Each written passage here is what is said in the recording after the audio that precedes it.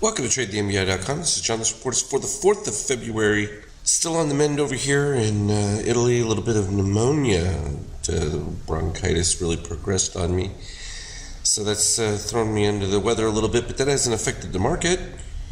As you've followed this lovely move, the shakeout here, which is kind of beautiful, seeing that with the yellow line here traveling above the magenta, just keeping the trend intact. And then as soon as the gold started to come through above the 50%, our expectation was to the 100%. Well, as we were getting some soft signals that were coming through, or we had steel dipping below sign and that, we kept noticing that all this is still taking place under that rising gold. And so even when all the prognostications of doom and gloom were coming, we just kept reaching the various algo levels here and recognizing there really wasn't much stopping it other than literally the time of the month, which this is not a huge factor in the sense that if you have positive news, which is what really came through with these massive job numbers and the narrative that the economy had stopped pretty much ended.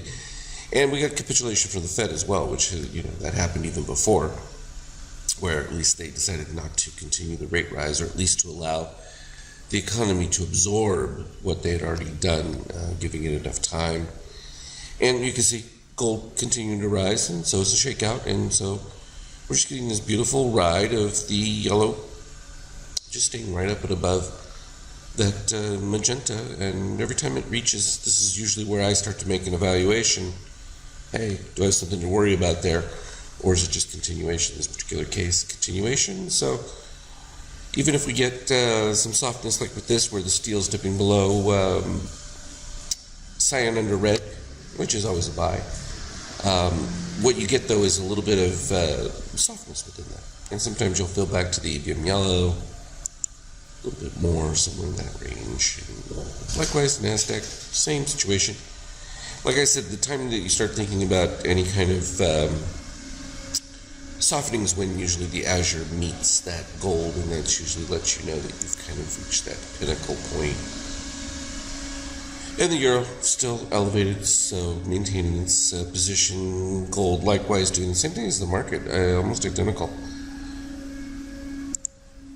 And so what you've got is just that situation where we're still well over zero with the red DOCs. That is going to maintain a strong push to the upside, but you're just getting a breather, so to speak, within the range. From a 5K standpoint, we had really just some nice chop going back and forth every time you ended up with your strong short signals, which were the big punches of orange. In this particular case, we're above 15 for the magenta. So even if you wait until that begins to break down and then take your entry from there, boom, still does the same thing. Just doesn't get you at the peak, but again, that's what that beautiful ABM, especially when the ABM is caught between the 76 and 100, it gives it a nice mid-range point to be able to trade off of. I think that's a very effective approach to it. You'll notice that after the dip, they made an attempt at all they could get back to was the ABM before putting in a similar DOC spread concept with the short snake, strong move of orange, steel underneath, and green then breaking down below. And this all happens below the zero versus where you were above the zero before on the previous one. These become much cleaner, so people always say, well, sometimes I don't get exactly what I'm looking for from the DOC spread. And it's like, well, yeah, but are you below zero or above zero? When you're below the zero, boom, then I'm looking, okay, as soon as steel comes across, all right, now I got to be watching for flattening out, and sure enough, usually when steel crosses, I'm looking at orange dipping below. Is that going to give me a new buy setup? And that's usually the trigger point. Same situation right here. You'll see this over and over. DOC spread starts. Oops, I've got steel coming across. Hey, I'm at least setting my break even. And then I'm following. Usually it's going to be within 3 to 4 bars before it turns around. But boom, and there it is, the classic turnaround, buy signal, and take off. Here with the big dip below the negative 13 in the shakeout, where it goes into the deep red, Again, that crossover, looking for 2.25 point spread between that yellow and magenta on that rise back up there, and I captured it. Even with the breakdown, it's interesting because you revisited the low right around that buy signal, and it shot right all the way back up in pre-market. It's fading off a little bit right now. Looks like it could even dip further since there's no reset of orange at this particular point. Got a little large there. It's a little easier to see. Gold had already done its full rise and is fading back off of it, so we'll see if they're able to. We haven't gotten oversold yet, but without the orange dip, anything that does pop back up is just going to fade back, so it makes it easy to make that call. So we're in a little soft spot, but the month is beginning, so I would not be surprised to see purchasing bursts off of dips, because the new money that's coming in is going to have a place to go. And with the economy looking as strong as it is, it's a good likelihood that we're going to get that rising gold move to the 100%.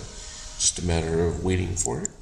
And that's not that hard to keep your key levels. That would take us back over 28, and we're only at 27, so that would be quite a significant move. I'm sure some earnings will impact it, and to see how that plays out and whether there's skepticism about growth going forward. But we'll see it ahead of time in a lot of our readings. If we take a quick look at the 50K, it did exit the long trade. Where to get out at 27 even from the entry at 26.31, so just under 70 points for that move. You'll see that the green has still stayed there from the new program standpoint. We're capturing those moves pretty close to similar. If only it was just as simple to describe, like in this case, when you move to negative 13, I had to turn to the color when the spread reaches the proper adjustment, and then transitioning to the various other following trail setups. Gets complicated, but as we can see, pretty nice from a capturing standpoint of matching. A little bit better than what the MBI Opus was doing. So I continue to work that through, and we'll get an update to everyone. And performance-wise, I don't think it's changed. Hasn't reached equity highs yet.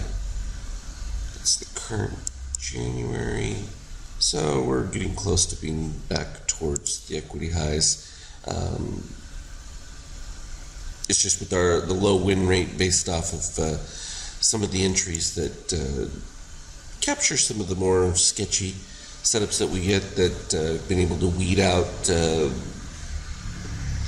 algorithmically, so that we're able to really tighten up what the entries are for the highest probability moves, and that's just going to make a dramatic change on it. And so that's not going to be that far off. Not to mention, it will also be a little more effective, I think, in the trailing of extreme moves like these, where we get into an extended run, and still allows for your DOC reset as well as a full shakeout reset without being concerned that, or at least understanding the differential between ones that begin accelerated selling versus the ones that are just a temporary dip on the way back up. And it's always a complicated one as to which of these, as they start with the DOC spread, is going to break down significantly versus the one that's just going to pop fractionally and turn around. In some cases, we're not going to know because the dynamics change, but you do see it because you'll get that steel cross that then converts, and then boom. And this repeats over and over and over again. This is such a classic configuration that we see. That's the long and the short of it for now. As always, though, I will put up relevant charts and details on the Skype chat. Going to keep programming this super huge program and continue to make it as effective as possible for us. As always, though, trade well. We'll talk again later.